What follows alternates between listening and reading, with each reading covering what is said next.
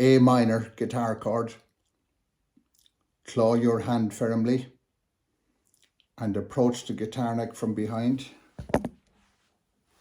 with your thumb just over the 2nd fret.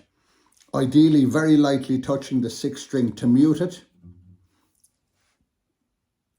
If your hand is smaller, probably about here, but you will have to try and strum 4 or 5 strings at the bottom. You really cannot let the 6th string sound because it will cloud the sound of the chord. So, maintaining your firm hand position and your triangular space, can you now put your first finger tip onto the 2nd string, 1st fret in the corner?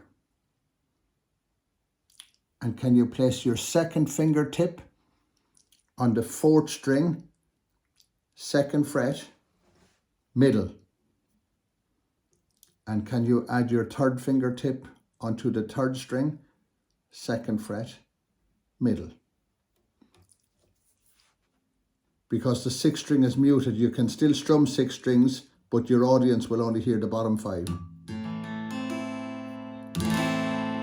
You don't want this clouded sound, you want a cleaner sound.